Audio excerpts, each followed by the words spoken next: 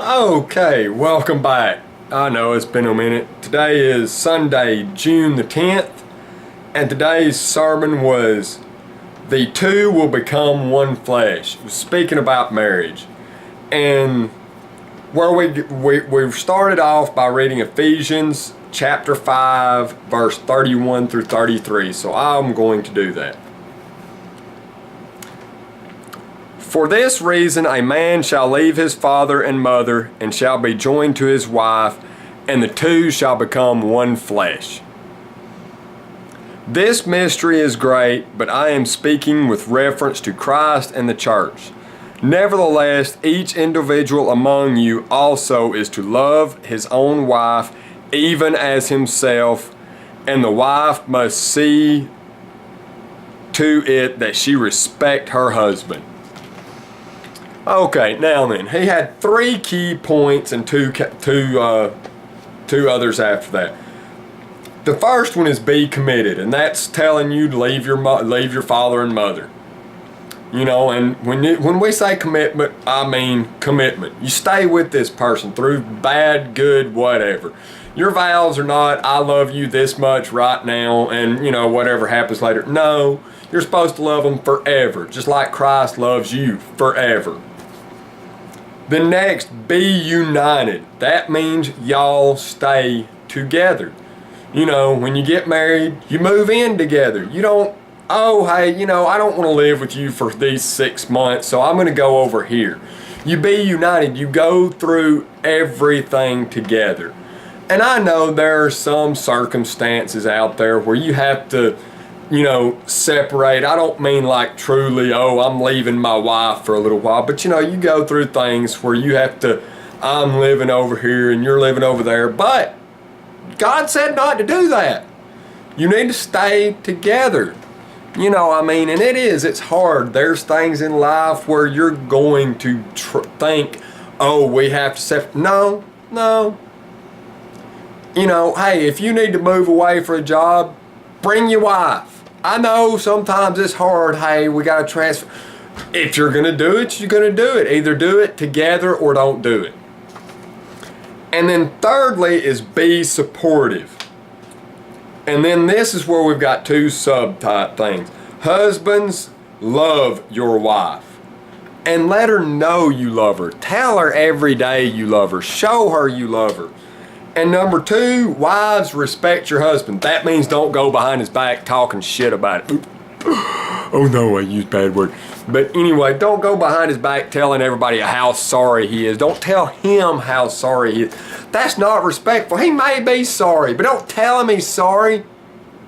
That's not respect. Telling somebody they're sorry and they're awful and they're a piece of trash, that is not respect. Respect your husband. Husband, love your wife. You know, and that is a big problem with all of us. Everybody, we always have that problem with, oh, where do I draw the line here? Should I do this? Should I? If you wonder, you probably should not. You do not need to tear each other down for any reason. Now, first off, you need to find, if you're not married, you need to find a woman that loves God too. But if you were married and while you were married, you found God, you don't need to tear your wife down because she hadn't found him yet. You need to keep showing her God. That's all you can do, is you have got to show people God. Don't tear them down because they don't know God. You know, at one time in your life, you didn't know God. At one time in my life, I didn't know God. And everybody has their doubts. But if you are single and you are a godly person, don't go out with an ungodly person. But if you are married to an ungodly person, don't tear them down because of that. Try to teach them and bring them in. Don't push them away. That's the biggest thing, is don't push them away. But now then, I'm going to read the one thing that I felt is, this is Proverbs 4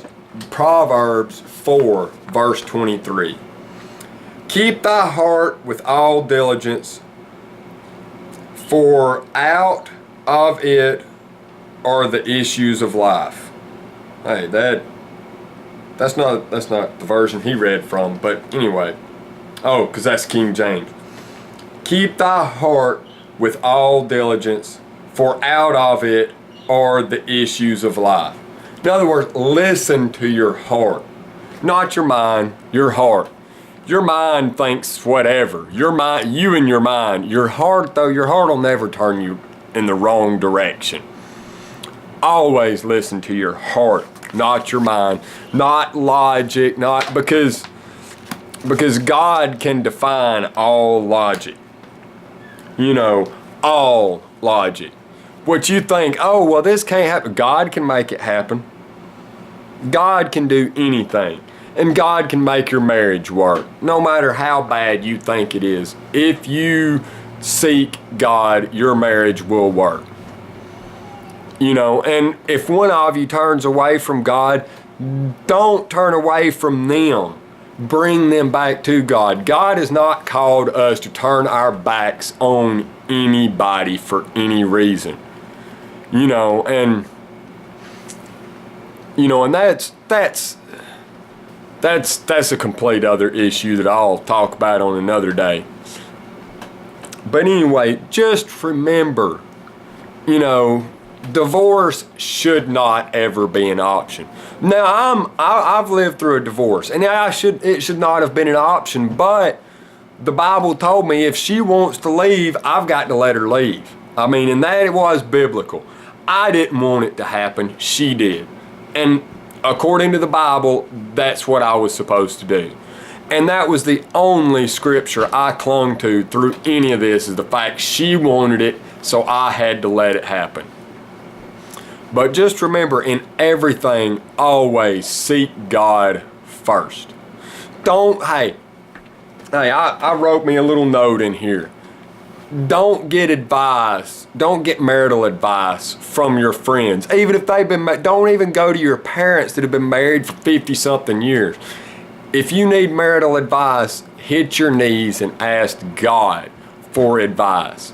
That God created us, God created the sanctity of marriage. God is the only one that can help you through it. And that's really all I have for today. I hope everyone has a blessed week, and I will see you next Sunday. Okay, I will see you next Sunday.